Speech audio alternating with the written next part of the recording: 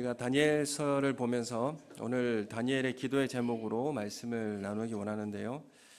우리가 다니엘은 하나님의 말씀을, 예언의 말씀을 받고 또 도덕적으로도 흠이 없는 그런 사람이고 또 지혜가 있는 사람이고 또 타지에서 이방인으로서 포로 잡혀온 신분으로서 권력을 가진 또한 엘리트 사람이라는 것을 우리가 보게 됩니다. 그리고 이 다니엘은 신앙생활도 철저히 하고 음식을 절제하고 또 말씀을 순종하고 습관적인 기도나 또한 청렴한 직장생활 또 이방인들도 존경하는 그런 삶을 살게 되었습니다. 그리고 청소년 시절부터 노년에까지 유지한 신앙의 변함없는 정절도 가지고 있습니다. 이런 일들을 어떻게 다니엘이 할 수 있었을까라고 할 때에 말씀을 묵상하고 또 기도하는 사람이 이러한 일들을 가능케 한다는 것을 다니엘을 통해서 우리에게 알려주고 있습니다. 그래서 다니엘은 말씀을 읽는 사람이고 또 시간을 정해서 하나님 앞에 기도하는 사람이었다라는 것을 우리가 알게 됩니다. 무엇보다도 이 기도의 삶을 우리가 어떻게 살아야 할 것인가라는 것을 우리에게 알려주고 있습니다. 오늘 우리 성도님들 기도의 제목이 여러분 뭐가 가지고 있습니까? 그 기도의 제목은 우리의 고민이 무엇인지를 그 기도의 제목 가운데 보여주고 있고 우리의 가장 중요한 것이 무엇인가를 그 기도 제목에는 우리에게 알려주고 있습니다. 오늘 우리에게 나는 무엇을 위해서 어떤 문제 때문에 기도하고 있고 어떤 문제 때문에 고민하고 순종하려고 또한 기도하고 있는가, 우리 삶의 기도 제목들을 한번 나눠보며 생각해 보길 원합니다. 오늘 우리가 내가 뭐가 필요한가, 내가 이걸 잘 알죠. 내가 뭐가 필요하고 이 필요한 부분에 대해서 어떻게 하면 채울 수 있을까라는 것을 전제로 우리는 시작합니다. 내가 이게 부족하니까 이렇게 하면 나에게 이 부족한 것이 채워질 것이다 라고 계획을 세우고 해결하기 위해서 대책을 세우면서 출발합니다. 그러면서 이제 방법으로 기도를 또 하나 하게 되는데, 우리는 사실 나의 필요를 내가 잘 알 수 있는가, 이 문제도 한번 생각해 볼 필요가 있는 것이죠. 내가 내 필요를 잘 알고 있는가. 내가 필요하다고 생각하지만은 그게 지금 나에게 필요하지 않는 것일 수도 있습니다. 하나님은 우리의 필요를 가장 잘 알고 계시고 또 우리를 가장 만족시키시는 분도 하나님이시라는 것을 오늘 우리는 믿음으로 고백하시기를 소원합니다. 그래서 내가 아는 이 필요를 기도하는 것이 아니라 하나님께서 나에게 필요로 하는 것을 하나님 앞에 기도하는 것, 이게 또한 바른 기도다, 이렇게 말씀드릴 수 있는 것이죠. 그래서 나에게 뭐가 필요한가, 이것을 어떻게 알 수 있을까요? 하나님으로부터 내가 무엇이 필요한지를 내가 깨달을 수 있게 되는데, 그것은 말씀을 통해서 내가 무엇이 필요한가를 깨달아 알 수 있게 되는 것입니다. 그래서 다니엘이 말씀을 보고 말씀을 통해서 기도할 제목이 무엇인지, 어떻게 기도해야 될 것인지, 무엇을 기도해야 할 것인지를 알고 기도하게 된 것입니다. 오늘 다니엘이 다리오 왕 통치 원년에 다리오 왕이 페르시아 왕으로서 처음 통치하는 그 첫 해에 다니엘이 깨달은 것이 있습니다. 무엇을 깨달았느냐 하면 우리가 가지고 있는 예레미야서의 말씀을 통해서 깨달은 것이 있습니다. 2절의 말씀에 보면, 2절 말씀 우리 함께 읽겠습니다. 시작. 곧 그 통치 원년에 나 다니엘이 책을 통해 여호와께서 말씀으로 선지자 예레미야에게 알려주신 그 연수를 깨달았나니 곧 예루살렘의 황폐함이 70년 만에 그치리라 하신 것이니라. 아멘. 그래서 이 말씀을 통해서 예루살렘의 멸망, 황폐함이 70년이 지나면 회복해 될 것이다 라는 그 끝이 있다라는 말씀을 예레미야서를 통해서 깨닫게 되었습니다. 그래서 이 70년이라고 하는 이 포로 생활이 왜 우리에게 주어졌는가? 오늘 예레미야 29장 10절의 말씀을 우리 함께 읽어보겠습니다. 예레미야 29장 10절 말씀 시작. 여호와께서 이와 같이 말씀하시니라.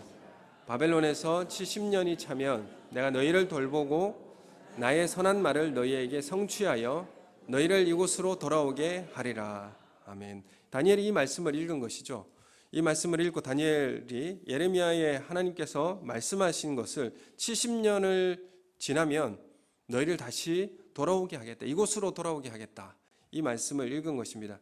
그래서 다니엘은 이 말씀을 깨닫고 나서 마음에 안도함이 생기고 이제 곧 있으면 귀환이 일어나게 될 터인데, 그래서 마냥 기다리면 될 문제였습니다. 그냥 가만히 있으면 하나님께서 이 포로 생활을 청산하게 해주시고 해방시켜 주실 것이다 라는 것을 알고 있으니까 그냥 있으면 되는 거죠. 그런데 그렇게 하지 않습니다. 왜 그럴까요? 예레미야 29장 12절에 13절 말씀을 우리 함께 읽겠습니다.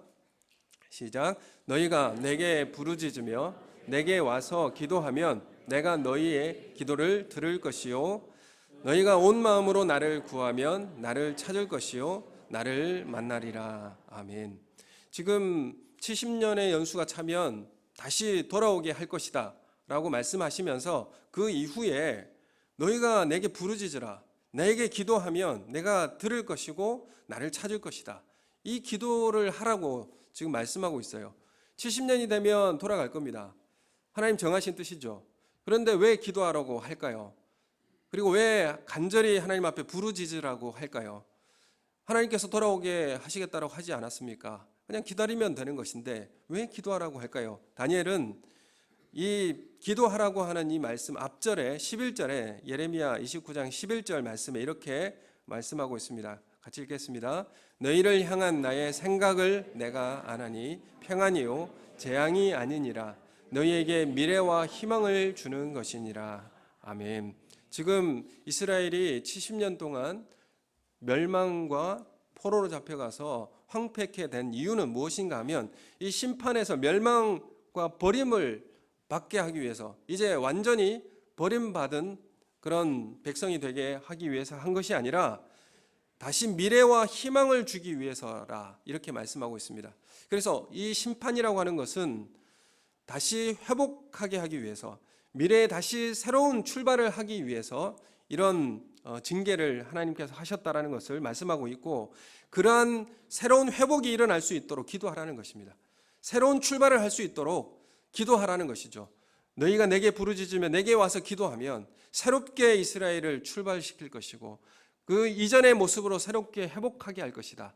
그러므로 너희는 기도하라는 것입니다. 70년의 연한이 어떤 의미로 주어졌고, 그리고 우리가 그 70년의 기한을 어떻게 우리는 받아들여야 하는 것인지를 기도하는 것을 통하여서 하나님 앞에 나오라, 이렇게 말씀하고 있습니다. 하나님의 말씀을 알고 하나님의 의도를 아니까 우리는 다니엘이 기도한 것처럼 우리도 기도의 자리로 나아가는 것입니다. 그래서 미래와 희망을 주기 위해서다, 이렇게 말씀하고 있는데, 그래서 다시 회복될 이스라엘을 바라보면서 다니엘은 금식하고 베옷을 입고 재를 덮었으면서 기도하게 됩니다. 다니엘은 이스라엘의 민족이 고통당하고 수치를 당하는 이유를 분명히 알았습니다. 왜 이스라엘이 멸망받게 되었을까, 심판을 받게 되었을까에 대해서 분명히 이 기도를 통해서 고백하고 있는데, 15절에 보면 이렇게 말씀하고 있습니다. 15절 말씀 우리 함께 읽겠습니다. 시작. 강한 손으로 주의 백성을 애굽 땅에서 인도하여 내시고 오늘과 같이 명성을 얻으신 우리 주 하나님이여, 우리는 범죄하였고 악을 행하였습니다.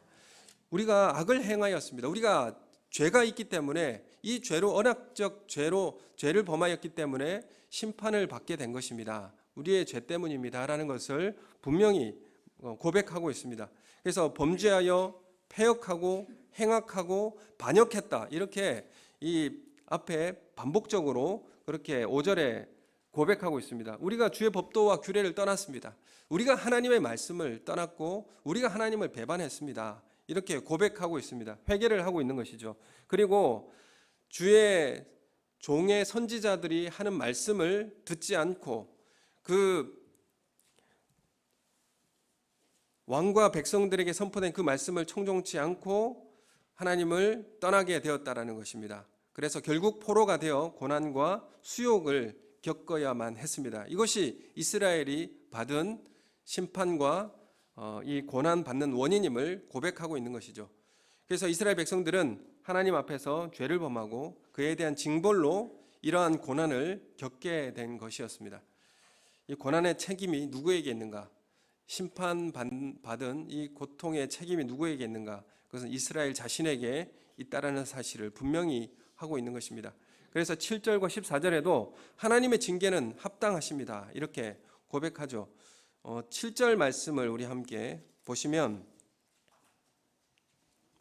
7절 말씀 읽겠습니다. 시작. 주여, 공의는 주께로 돌아가고 수치는 우리 얼굴로 돌아오미 오늘과 같아서 유다 사람들과 예루살렘 거민들과 이스라엘이 가까운 곳에 있는 자들이나 먼 곳에 있는 자들이 다 주께서 쫓아내신 각국에서 수치를 당하여 싸우니 이는 그들이 주께 죄를 범하였음이니이다.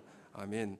하나님의 공의는 하나님의 것이고 또한 그 죄는 우리의 죄입니다 라는 것을 말씀하고 있습니다.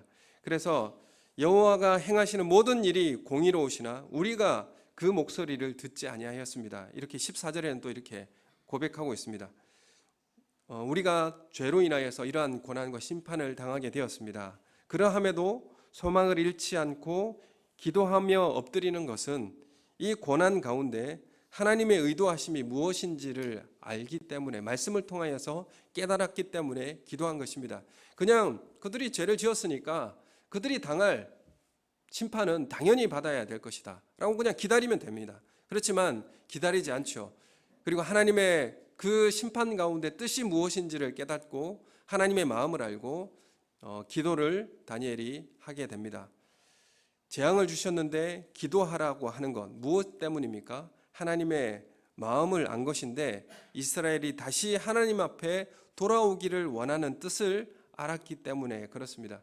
그냥 이스라엘이 심판을 통하여서 그냥 이스라엘로 귀환만 하면 될 문제입니까?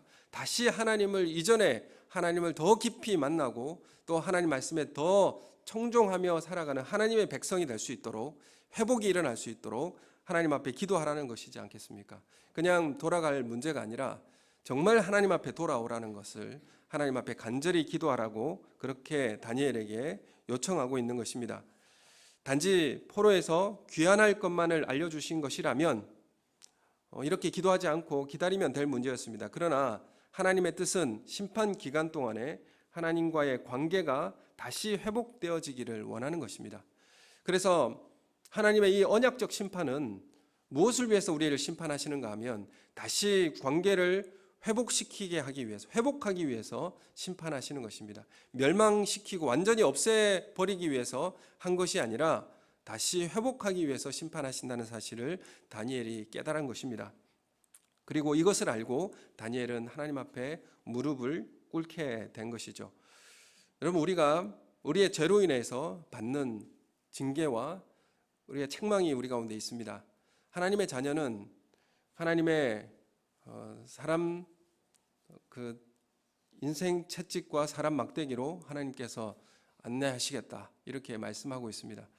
그럼 우리가 징계를 받는다는 것, 그것은 우리를 완전히 끝이 나는다는 것이 아니라 다시 하나님께서 회복시키겠다라고 하는 그런 통로가, 그런 의미가 그 가운데 담겨져 있습니다.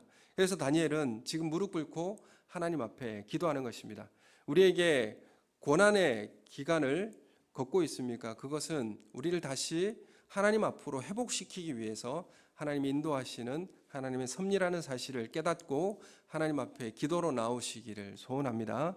그래서 우리가 교회적 어려움도 있을 수 있고 우리 가정의 어려움이 있을 수도 있습니다. 그러나 그 고통을 우리가 마음에 품고 하나님, 우리를 다시 회복시키시고 하나님과의 관계를 다시 회복시키기 위하여서 주님께서 우리를 인도하여 주셨음을 믿고 나에게 부르짖으라 이렇게 말씀하는 것입니다. 이 뜻을 알고 하나님 앞에 나와서 기도하시는 우리의 성도님들 되시기를 소원합니다. 예수님께서도 우리에게 기도를 가르쳐 주셨습니다. 너희는 이렇게 기도하라. 이렇게 말씀하신 것이 우리가 예배 마칠 때 자주 항상 하는 주기도문입니다. 주기도문은 왜 우리에게 주셨을까요? 어떻게 기도하라고 말씀하셨을까? 사실 예수님께서 가르쳐 주신 이 주기도문은 기도는 다니엘이 하는 기도와 많이 닮아 있습니다. 그 가운데 많은 의미가 많이 담겨져 있는데 주기도문의 그 핵심은 무엇일까요? 무엇을 간구하고 무엇을 요청하는 기도일까요? 그 중심은 하나님 나라입니다. 하나님 나라. 하나님 나라가 하늘에 뜻하신 것이 땅에서도 이루어지길 원합니다. 하나님 나라가 임하길 원합니다. 이것이 주기도문의 핵심 사항입니다. 하나님 나라가 다시 회복되어지길 원합니다. 이렇게 기도하는 것이 주기도문의 핵심입니다. 그런데 이 기도문은 누구만 할 수 있는가 하면 하나님의 자녀만 이 기도를 할 수가 있어요.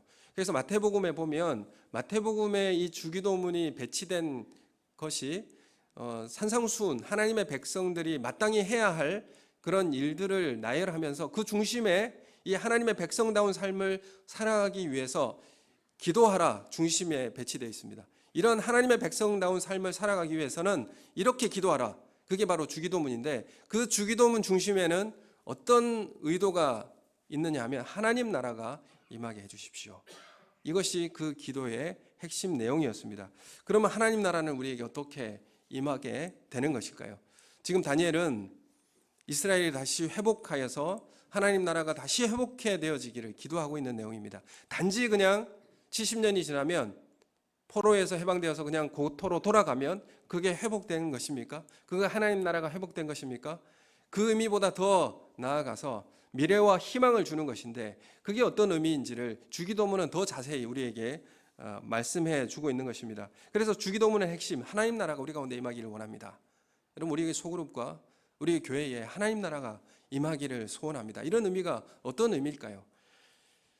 유대인들은 하나님 나라를 어떻게 회복되는 것으로 그렇게 생각했느냐 하면 바벨론의 포로 상태에서 귀환하는 것, 해방으로 생각했습니다. 해방되는 것이 하나님 나라가 이루어지는 것으로 그렇게 생각했습니다.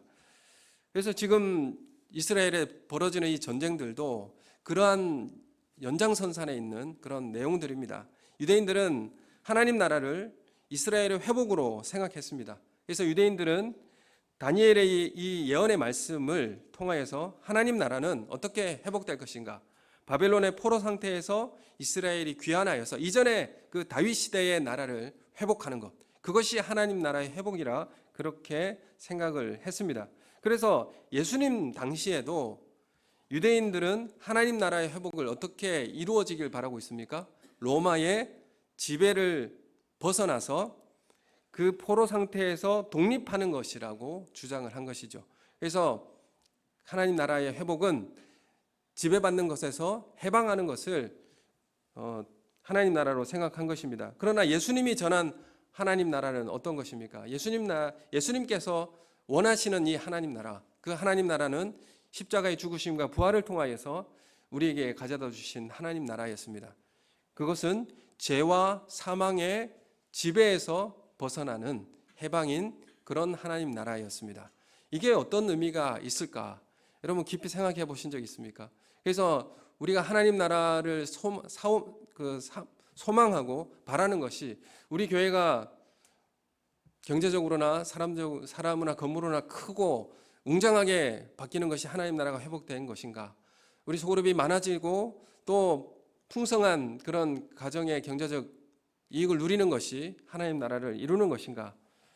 예수님이 원하는 하나님 나라와 유대인들이 원하는 하나님 나라가 달랐기 때문에 예수님을 떠밀어서 로마의 반역자로 십자가에 매달한 것입니다. 여러분 우리들은 정말 예수님이 원하는 하나님 나라, 그 나라를 위하여서 기도할 수 있는 우리 성도님들이 되시기를 소원합니다. 유대인들은 그래서 정치적, 군사적 메시아를 그렇게 그토록 바랐던 것입니다. 그래서 마카비 혁명을 일으켰던 그들에게 엄청난 독립을 허락했던 그 하스본 왕가가 다시 회복하게 되어지길 원하여서 예수님을 지켜보고 바라봤는데 그렇게 하지 않으니까 로마의 반역자로 그렇게 처형하게 한 것입니다. 예수님이 전한 하나님 나라의 중심이 뭡니까? 우리에게도 요구되어진 하나님 나라가 어떻게 임하게 될까요? 그것은 죄로 인한 결핍, 그 하나님을 떠나서 죄로 인하여서 결핍된 이 아담이 돌아오는 것입니다.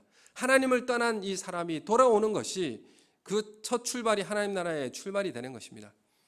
그래서 이 죄라고 하는 것이 무엇일까라고 할 때에 하나님의 다스림을 떠나서 에덴 동산에 하나님 말씀하셨죠. 중앙에 있는 선악을 알게 하는 나무 실과는 먹지 말라고. 절대로 먹지 말라고. 나머지는 다 먹으라고 했습니다.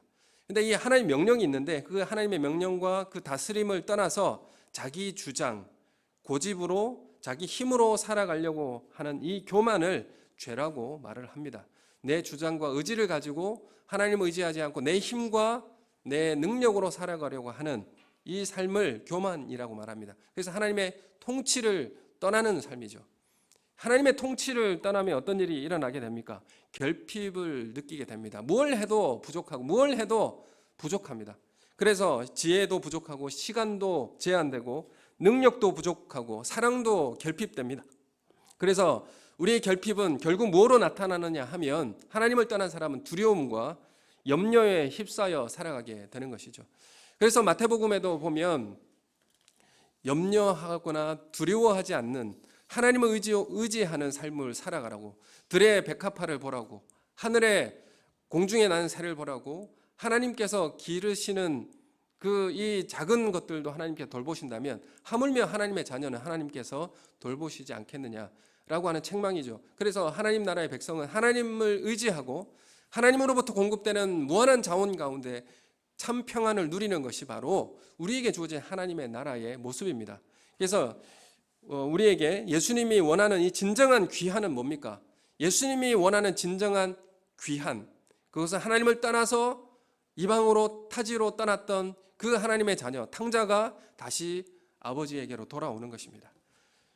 아버지를 떠나 스스로 살아가려고 했던 이 탕자가 하나님의 자녀로 다시 회복하는 것을 하나님 나라가 회복하는 것으로 그리고 있는 것입니다. 다시 하나님의 다스림으로 통치 안으로 들어가는 것입니다. 하나님의 말씀 안으로 다시 돌아오는 것입니다. 말씀 안에 다시 순종하겠다라고 돌아오는 것이죠. 아버지의 그늘 아래 돌아갈 때에 그 마음에 평안이, 안식이 찾아오게 되는 것입니다. 하나님 나라는 하나님을 떠난 죄인이 하나님과의 관계가 회복되는 것을 말하는 것입니다. 그래서 하나님 나라는 관계적으로 오는 것이죠.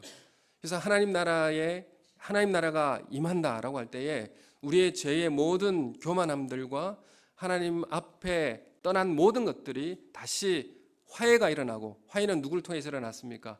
예수 그리스도를 통해서 일어났죠. 화해를 통해서 우리가 하나님 아버지와의 관계가 회복해 되어지고 주님 앞으로 나아오는 것입니다. 관계의 회복을 말합니다. 그러므로 우리가 하나님과의 관계가 회복되어지면 또한 이웃과의 관계가 회복되어지게 됩니다. 그래서 이 관계의 회복을 통하여서 우리가 잘 알고 있는 의롭음을 칭하여졌다, 하나님의 우리와 관계가 의롭다, 관계가 좋아졌다, 이런 의미죠. 이런 의미로 우리의 하나님 나라는 임하게 되는 것입니다. 하나님 나라는 유대인들이 원하는 정치적 독립을 하는 것이 아니라 죄의 상태에 있는 인류에게 하나님께로 돌아와 관계를 회복하고 두려움과 염려에서 해방되는 참 평안과 안식의 상태, 샬롬을 이루는 그런 상태를 하나님 나라가 임하였다라고 말씀하시는 것입니다. 그래서 예수 그리스도가 이 땅에 오심으로 우리에게 하나님 나라가 시작되었다, 출범되었다, 이렇게 말씀하시는 것입니다. 그래서 로마서 14장 17절 말씀 우리 함께 읽겠습니다. 시작. 하나님 나라는 먹는 것과 마시는 것이 아니요 오직 성령 안에 있는 의와 평강과 희락이라. 아멘. 하나님 나라는 무엇이다? 의와 평강과 희락이다. 이 관계적인 의미 가운데서 나타나는 평안과 안식입니다. 여러분, 서로 가운데 관계가 안 좋아지면 그 안에 평화가 사라집니다. 그 가운데 불안과 염려가 들어오고요, 경쟁과 착취와 압제가 시작됩니다. 여러분, 우리가 관계의 중요성이 바로 여기에 있는 것인데, 하나님 나라는 먹는 것과 마시는 것이 아니다. 이래서 회식하면 안 됩니다, 이렇게 이야기하는 건 아니에요. 먹고 마시는 것이 아니다라는 말이 어떤 의미냐 하면, 그 로마 교회 안에 먹는 음식 규례가 있었죠. 음식법, 율법에 뭐 음식법이 있지 않습니까? 뭐 먹어도 되고 먹지 말아야 되고, 이 규칙으로 하나님 나라가 임하는 것이 아니라는 것이죠. 여러분, 교회에서 이거 해야 되고 말아야 되고 저거 해야 되고 말아야 되고 이런 규칙을 많이 세운다고 해서 하나님 나라가 임하는 게 아니라는 것입니다. 여러분, 하나님 나라는 하나님과의 그 하나님을 떠난 사람이 주님 앞에 돌아오고 그 관계가 회복되어지고 그 사람을 통하여서 이웃과의 관계도 회복되는 그 자리가 하나님 나라가 임하였다라고, 그렇게 하나님의 통치 가운데 들어왔다라고 그렇게 말씀하고 있는 것입니다. 여러분, 사랑하는 여러분, 우리에게 하나님 나라가 임하기를 원합니다. 여러분, 우리 교회와 우리 소그룹에도 하나님 나라가 임하기를 원합니다. 우리 가정에도 하나님의 통치가 이루어지기를 원합니다. 다시 하나님과의 관계가 회복해 되어지는 그런 은혜가 있기를 예수님의 이름으로 축원합니다. 그러므로 우리 이웃과의 관계도 다시 회복의 길로 걸어가는 우리 삶이 되시기를 예수님의 이름으로 축원합니다. 하나님의 다스림이 시작되었고 하나님 나라에서 죄로 인한 결핍이 해결이 되는 것입니다. 만몬과 우상 숭배를 버리고 하나님의 통치를 받아들일 때에 예수님도 뭐라고 말씀하셨냐 하면 이 집에 하나님의 구원이 임했다, 이렇게 말씀하시는 겁니다. 하나님 나라가 임하는 것을 하나님의 구원이 임했다, 이렇게 말씀하시죠. 하나님 앞으로 다시 돌아왔다. 이전에 섬기던 의지했고 자기 주장과 자신이 의지하는 힘으로 살아왔던 그것에서 떠나서 하나님 품으로 다시 돌아왔다. 그런 의미에서 구원이 임했다, 하나님의 통치가 이 가운데 임하였다라고 그렇게 선언하는 것입니다. 그래서 이 하나님 나라가 임하는 모습이 관계의 회복으로 나타나는 대표적인 예가 있습니다. 그 예가 어떤 예이냐면 삭개오 예화이죠. 삭개오의 일인데, 삭개오가 예수님을 영접하고 나서 만몬의 우상 숭배를 버리고 하나님의 통치를 받아들였습니다. 하나님 말씀에 따라 살아가겠습니다. 이제 하나님 따라서 살아가겠습니다. 이 고백이 들어지게 된 것이죠. 왜 이스라엘 백성들이 세리를 그토록 죄인 취급했습니까? 그것은 로마가 직접적으로 세금을 걷어가는 것이 아니라 유대인들 중에 한 사람을 택하여서 그 세리를 세워가지고 그 사람을 통해서 자신들의 민족들의 세금을 거둬들이게 한 것이죠. 그리고 그 수입료는 네가 챙겨라, 이렇게 된 겁니다. 그러니까 이건 착취해가는 도적으로 이렇게 보는, 강도라고 이렇게 생각하는 것이죠. 그래서 세리의 헌금 받지도 않았습니다. 그토록 세리를 그만큼 죄인으로 취급했는데 삭개오가 이제 자신이 추구하는 모든 삶을 포기하고 내려놓고 하나님의 말씀대로 살겠습니다. 그럴 때에 예수님께서 이 집에 하나님의 구원이 임했다, 하나님 나라가 임했다라는 것입니다. 그래서 삭개오에게 하나님과의 관계가 이제 회복된 것이죠. 먼 발치에서 예수님을 따라갔던 이 삭개오가 이제 예수님을 자신의 집에 초청하고 예수님의 통치를 이제 받아들인 겁니다. 그래서 이 통치를 받아들일 때에 이웃과의 관계도 어떻게 되냐면 회복이 되는 것을 우리가 보게 되죠. 이웃을 착취했기 때문에 그 가운데서 오는 상호 증오 관계, 그 관계를 이 착취한 것을 4배나 갚겠습니다. 하나님의 말씀대로, 하나님의 말씀에 따라서 4배나 갚도록 하겠습니다, 이렇게 선언합니다. 이로 인해서 이웃과의 평화와 샬롬이 회복되는 것이죠. 그리고 이것이 하나님 나라에 임한 치유고 예수 그리스도의 치유입니다. 그리고 내가 가진 재산의 절반을 나누어서 이웃에게 나누어 주겠습니다. 이게 내가 추구하는, 내가 내 가지고 있는 쌓아놓은 재물로 내 힘을 삼고 내 안위를 내가 가지지 않겠습니다. 이제 그걸 내려놓고 하나님을 의지하고 살아가겠습니다. 말씀에 순종하겠습니다. 이게 관계의 회복으로 나타나는 것입니다. 아나니아와 삽비라가 왜 자신의 전 재산은 절반을 떼어서 드렸는데도 죽임을 당했습니까?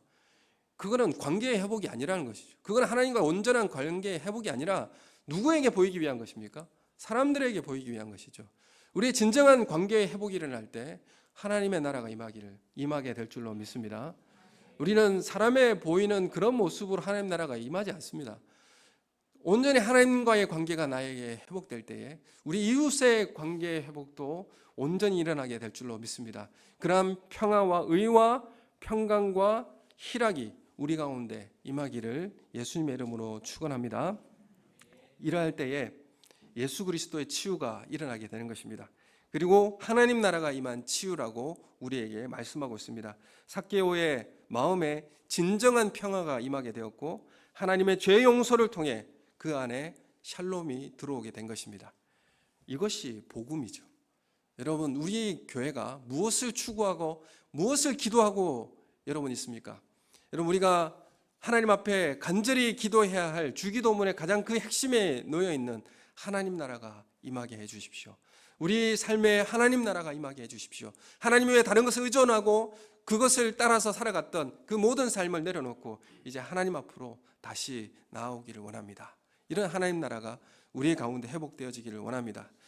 다니엘은 기도하면서 자신과 이스라엘을 하나의 몸으로 생각합니다. 5절 6절 말씀에도 보면 뭐라고 고백하며 기도하냐 하면 우리가 범죄했습니다. 우리가 반역하고 패역하고 행악했습니다. 우리가 떠났습니다. 우리가 또 주의 종 선지자들의 말씀을 듣지 않았습니다. 왜 다니엘이 우리라고 이야기합니까? 다니엘은 잘 섬겼는데요. 말씀을 잘 지켰습니다. 이스라엘이 그리고 그 고위 관리들이 그리고 그 책임자들이 하나님의 말씀을 듣지 않은 것이죠. 그러나 다니엘은 우리가 패역하여서 반역했습니다라고 기도한 것입니다. 우리가 주님의 율법을 떠났습니다. 우리가 이러한 주기도문에도 보면 어떻게 나와 있습니까? 우리에게 일용할 양식을 주시고 우리의 죄를 사해 주시고 우리를 시험에 들게 하지 마십시오. 여러분, 우리 기도는 나의 어떤 것, 나의 욕망과 탐욕적으로 기도하는 것이 아니라 우리 교회 공동체, 우리 공동체의 모습을, 죄를 나의 죄로 고백하면서 하나님 앞에 기도할 것을 우리에게 요청하고 있는 것입니다. 여러분, 우리가 우리의 죄를 위하여서 함께 우리 교회에 고통받는 것을 위해서 함께 기도할 수 있는 우리 성도님들이 되시기를 예수님의 이름으로 축원합니다. 다니엘이 그래 70년 이 포로 생활, 그래 너희들이 잘못했기 때문에 당연히 받아야 될 거야, 이렇게 말하지 않았습니다. 여러분, 우리가 교회 가운데서도 저 사람은 저분은 저 잘못 때문에 당연히 받는 저런 아픔이야 라고 이렇게 매도하지 않는다는 것이죠. 그가 당한 아픔을 내 아픔으로 여기고 함께 기도하는 것입니다. 여러분, 우리의 죄된 속성 중에 어떤 것이 있습니까? 그 이웃의 부끄러움과 수치당한 것은 숨겨주기보다는 폭로하고 싶어 한 것이죠. 내가 알고 있는 것, 그 사람의 수치당한 것을 그냥 폭로하고 싶은 겁니다. 여러분, 그게 결국 내가 좀 더 괜찮은 사람이라는 것을 드러내는 그런 모습인데, 이게 죄된 속성인데, 그러면서 우리가 하는 말이 뭐냐 하면 저러니까 그렇게 되는 거야 이러면서 비판을 하고 비난을 합니다. 그래서 그렇게 하지 않으니까 그렇게 되는 거야 라면서 우리는 다른 사람들의 잘된 것은 질투하고 수치당한 것은 들추어서 깎아내리는 이런 모습이 바로 우리가 가지고 있는 죄의 속성입니다. 그럼 우리가 어떤 기도의 자세로, 우리의 어떤 하나님 나라 임하는 모습은 어떤 모습으로 나타나야 할까요? 우리는 서로의 연약함을 덮어주고 가리워주고 그리고 그 고통을 우리 마음에 품고 기도하는 것입니다. 기도하는 자세가 바로 하나님 나라를 구하는 자세라는 것이죠. 우리 무엇을 구하는가? 하나님 나라를 구하는 사람이라면 그 형제의 연약함을 폭로하거나 비판하지 않고 내 마음에 품고 기도하는 것이 하나님 나라를 위하여서 기도하는 것입니다. 우리에게 하나님 나라가 임하길 원합니다. 이렇게 기도하는 것이죠. 다니엘도 이 백성의 고통과 수모는 당연히 저들이 받아야 할 것입니다 라고 생각하고 책임을 돌리거나 전가하지 않았습니다. 우리가 죄를 지었습니다, 이렇게 고백한 것이죠. 이것이 하나님 나라가 우리 가운데 임하기를 원하는 기도의 모습입니다. 우리는 둘러보면 여전히 우리 불완전하죠. 교회의 모습도 미완성의 모습으로 주님 오실 날을 기다리고 있습니다. 그러니 얼마나 우리가 서로를 바라보면, 교회를 바라보면 흠잡을 곳이 많지 않겠습니까? 잘못을 지적하고 바로잡기 위해서 그것을 말할 수 있는 상황이 얼마나 많이 있겠습니까? 그러나 내 마음에는 그들과 우리의 죄를 나와 동일시하면서 회개하는 마음이 우리 가운데 있습니까? 여러분, 이러한 모습으로 하나님의 자리에 나아가 기도하는 우리 성도님들이 되시기를 소원합니다. 그래서 주여, 그 죄는 나를 포함한 우리 모두의 죄입니다, 이런 고백을 가지고 우리가 함께 기도의 자리로 나아가시기를 소원합니다. 다니엘은 하나님의 뜻이 이 땅에 이루어지기를 기도하였고 이스라엘 백성과 다니엘의 죄를 동일시하며 우리의 죄를 사하여 달라고 그렇게 기도했습니다. 여러분, 형제의 잘못된 것이 보입니까? 아니면 허물이 보입니까? 여러분, 그것을 비판하기 전에 우리가 그 마음에 우리 마음에 품고 기도할 수 있는, 하나님 나라가 우리 가운데 임하기를 원하여서 기도할 수 있는 그런 다니엘의 기도가 우리 가운데 회복해 되어지기를 소원합니다. 우리 교회에 하나님 나라가 임하기를 원합니다. 우리 가정에, 우리 소그룹에도 하나님 나라가 임하게 하여 주시옵소서. 하나님의 다스림에 순종하게 하여 주시옵소서. 내 힘과 의지를 가지고 스스로 추구해 보려고 했던 그 모든 시도를 내려놓겠습니다. 비판력과 문제 해결의 방법들만 요구하는 것을 내려놓고 하나님 나라 통치가 임하기를 자원하며 기도하겠습니다. 여러분, 이런 기도의 모습이 우리 가운데도 나타나기를 원합니다. 우리 교회에 하나님 나라가 임하여서 이 죄의 증상인 그 죽음의 증상들이 다 사라지고 모두 다 생명의 증상으로 바뀌어서 평안과 베품과 서로를 위하여 살아가는 모습으로 변하여져서 생명을 잉태하는 곳으로 나타나는 우리 교회 공동체가 되어지기를 소원합니다. 하나님의 뜻을 발견한 이 다니엘은 높은 자리에서 비판하거나 심판한 것이 아니라 낮은 곳에 자리하여 무릎을 꿇고 금식하며 죄를 덮어쓰고 기도하였습니다. 우리는 그 높은 자리에서 내려와서 낮은 자리로 가길 원하고, 그 낮은 자리가 바로 우리 교회 공동체를 위해서 기도하는 자리입니다. 그 공동체를 위해서, 우리 교회를 위해서, 우리 서로를 위해서 기도할 수 있는 그 기도의 자리에 나아오시는 것이 우리가 낮은 자리에 거하는 것입니다. 그리하여서 우리의 모습, 우리의 기도의 자리에 하나님의 뜻을 깨달아서 우리 교회 공동체의 고통을 끌어안고 기도하는 은혜의 자리가 되기를 예수님의 이름으로 축원합니다. 우리 함께 기도하겠습니다.